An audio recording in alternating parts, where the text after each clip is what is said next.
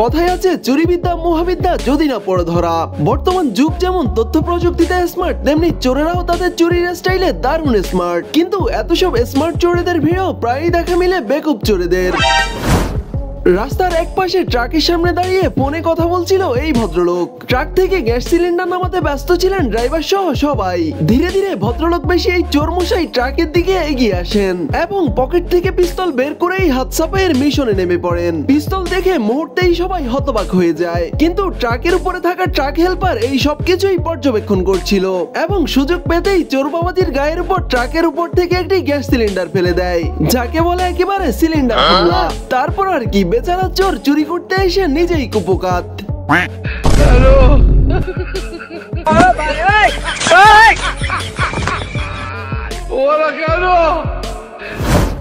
জুলাই 2024 ভারতের অরুণাচল প্রদেশের CCTV footage এটি, যেখানে দেখা যায় এই আনপ্রফেশনাল চোরমশাই দেখে দেখে মেয়েদের আন্ডারগার্মেন্টস চুরি করতে থাকেন। অনেকে এই ঘটনা দেখে মজা নিলেও বেকুব এই চোরমশাইয়ের উদ্দেশ্য কিন্তু মোটেও ভালো না।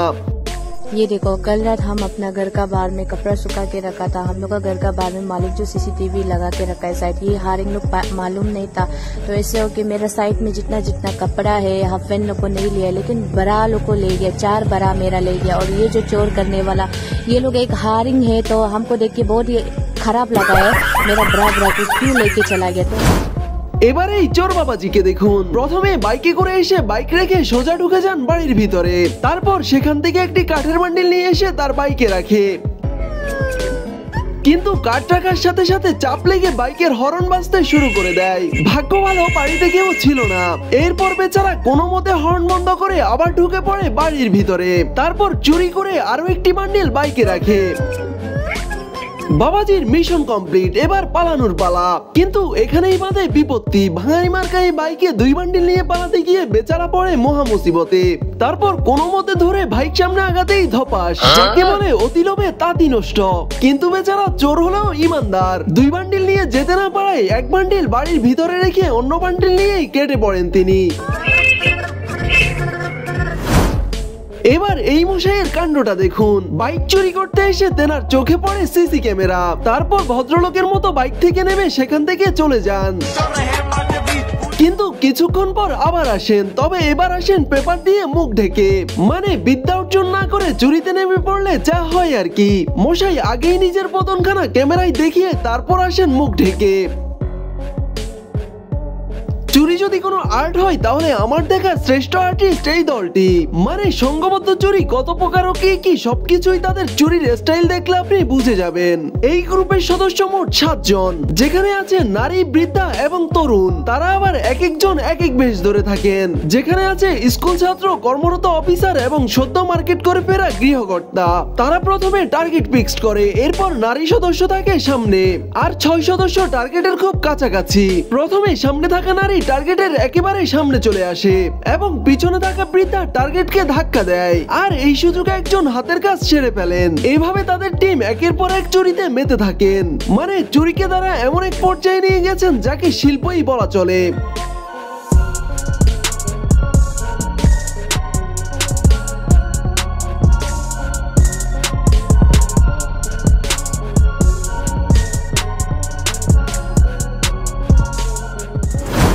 2024 সালে ভারতের একটি ভাড়া বাসায় দিনের বেলায় ঘটে এই ঘটনা।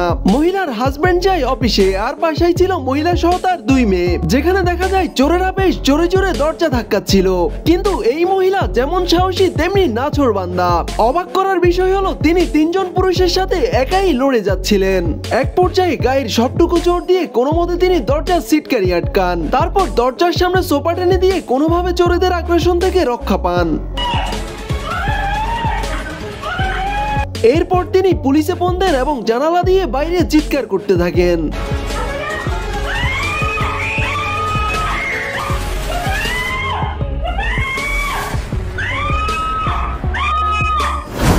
এবার এখানে দেখুন 2017 সালে ইন্দোনেশিয়ার একটি শহরে সিসিটিভি ফুটেজ এটি। ভোর তখন 4:30।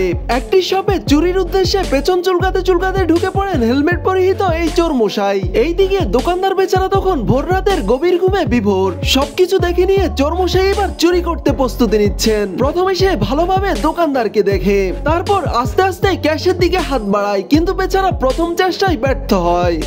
কিন্তু টেবিলের উপর থাকা একটি নোট দেখতে পেতেই সোজা পকেটে চালান করে দেন। তারপর আবার সে ক্যাশের দিকে হাত বাড়ায় এবং আস্তে আস্তে ডয়ারটি বের করতে থাকে। কিন্তু বেচারার ভাগ্য খারাপ, হঠাৎই হাত ফসকে ডয়ারটি নিচে পড়ে যায়। তার শব্দে দোকানদারেরও ঘুম ভেঙে যায়।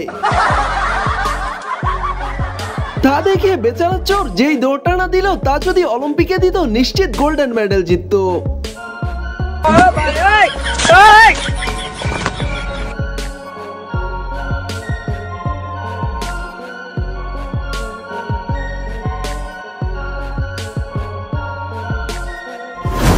সুযোগ পেলে কম বেশি আমরা সবাই চোর। যেমন এখানেই দেখুন না, চালাকি চোর সুযোগ বুঝে দোকানের কিছু মালামাল নিয়ে ওরে কি দৌড়। কিন্তু তারপর ঘটে আসল ঘটনা।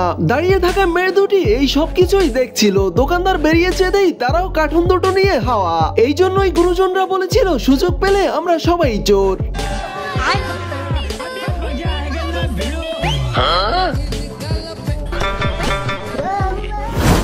শহরের মানুষ কাজের বুয়া ছাড়া এক কথায় অচল। কিচেনে মন দিয়ে কাজ করছিল এই কাজের বুয়া, কিন্তু মুহূর্তেই তার আচরণ পরিবর্তন হয়। পেপারের উপর আলাদা করে কিছু রুটি রাখে আর দরজা দিয়ে উকি দিয়ে দেখতে থাকে কেউ আছে কিনা। এইবার রুটিগুলোকে পেপার মুড়িয়ে তার বিশাল মনে ঢুকিয়ে ফেলে।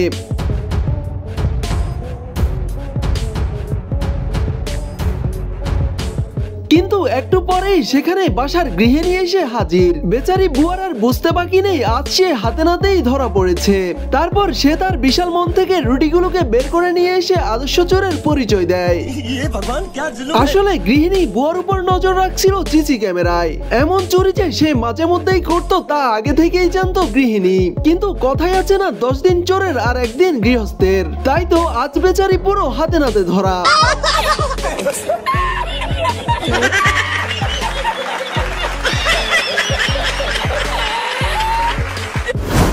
চোরার ভুক্তভোগী যদি শেয়ানে শেয়ান হয় তাহলে ব্যাপারটা কেমন হয়। মশাই ছিনতাই করতে এসে নিজেই পেশে যান।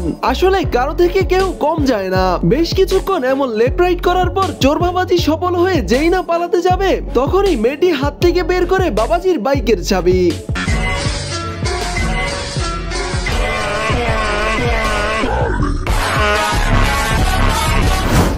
গাড়িতে গ্যাস নিতে পেট্রোল পাম্পে আসে এই মেয়েটি।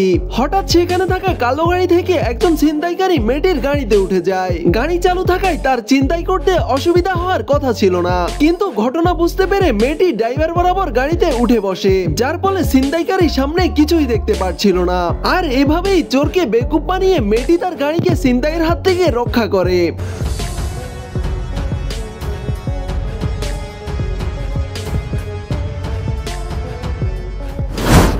এবার এখানে দেখুন, এই দুই ভদ্রলোক বাইক নষ্ট হয়ে যাওয়ায় রাস্তার এক পাশে এসে তা দেখতে থাকে।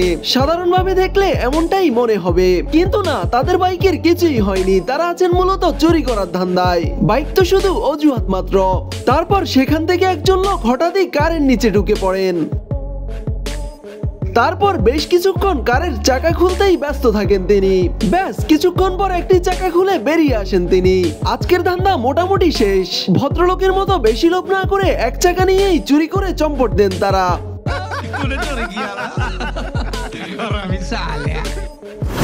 চুরি এমন এক পেশা যেখানে বয়স শুধুমাত্র একটি সংখ্যা।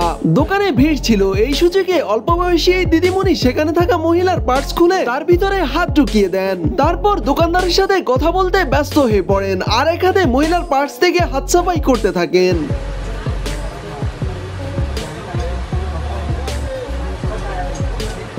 এরপর সুযোগ বুঝে পার্স থেকে টাকার ব্যাগ নিয়ে মুহূর্তেই নিজের করে নেন। তারপর আর কি, সময় নষ্ট না করে পার্স থেকে দোকানদারকে কিছু হাদিয়া দিয়ে সেখান থেকে পালিয়ে যান।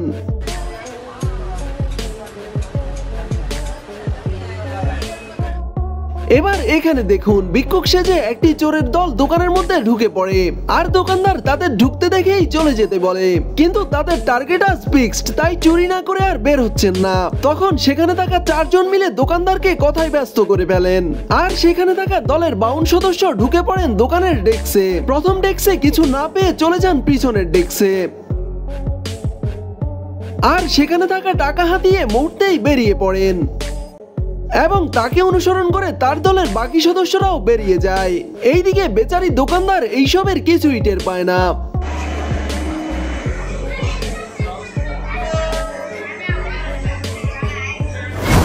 এবার এই হেলমেট মামুকে দেখুন, রেস্টুরেন্টে খেতে আসা একটি পরিবারকে টার্গেট করেন তিনি। তারা খেতে ব্যস্ত আর এইদিকে মামু আছেন সুযোগের অপেক্ষায়। এভাবে বেশ কিছুক্ষণ সময় যায় আর মশাই সুযোগ পেতে